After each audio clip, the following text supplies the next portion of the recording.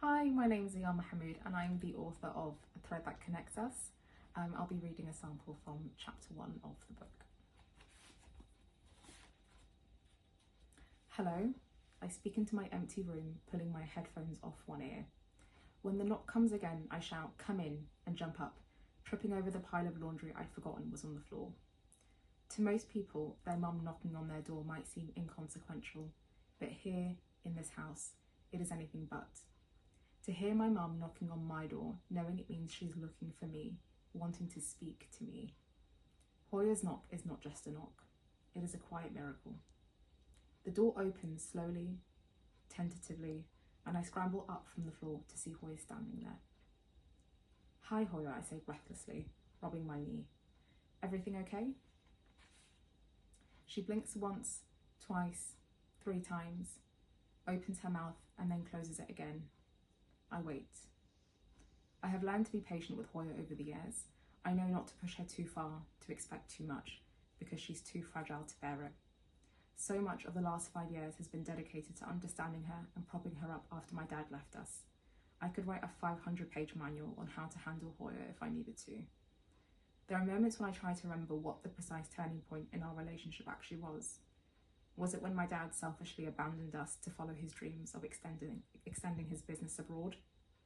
Or when Hoya wasted the last of our weekly budget purchasing enough candles to populate a small island because they were on sale and we need this light because your father took ours, leaving us hungry for 2 days? Or maybe when she slept through 5 phone calls from school attempting to inform her that I'd fainted from said hunger and asking if she'd like to pick her daughter up. Whatever moment it was, whatever day, minute or second, there came a point where I stopped being her only child and became a parent instead. But still, I remind myself, whatever Hoya is, at least she stuck around.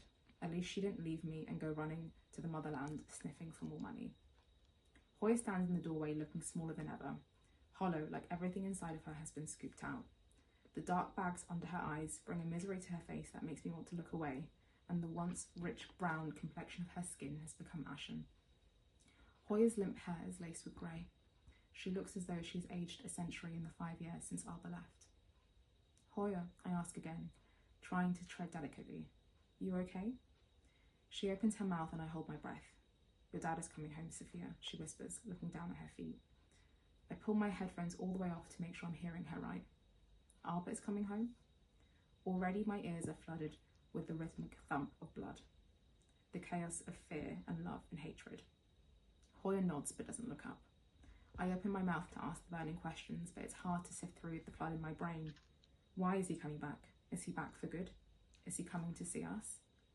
Arba is a topic of conversation that has been too heavy for Hoya to bear since he left. His name is not uttered in this house. His existence is acknowledged with no words. His life with us is buried in storage boxes in the spare room, while he breathes and lives 6,000 miles away. But even though it might be too much for Hoya to bear, today I need more. I need to know if what she's saying is really true. "He's coming back," Hoya continues before I have a chance to ask anything. Her voice sounds almost completely wilted, but not for us. I feel my face knitting itself into a picture of confusion. "What do you mean?" "He's returning with his new family from back home, apparently," Hoya replies with a note of hesitation in her voice.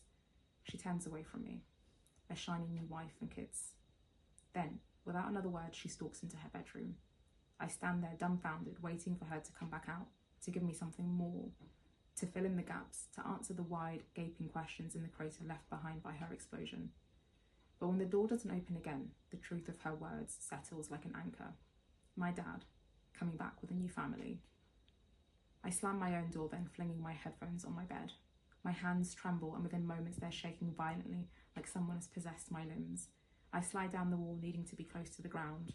I'm panting even though I've barely moved, like I'm running a marathon sitting down. I have gained and lost Arba again in the space of seconds. The hiccuping starts first, strangely, before the sobbing does. But the hot tears must do something to me, because before I realise it, I'm on my feet again, overwhelmed with wild, choking fury, and I stumble over to my chest of drawers, and then to my wardrobe, before diving underneath my bed, disturbing the ecosystem of lost and hoarded items, batting away the dust that flies in my face. Not there. My eyes scan the mess of my room, trying to find what I need. Somehow it's all I can think of right now.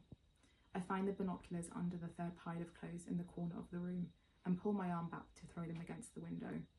I want it to break.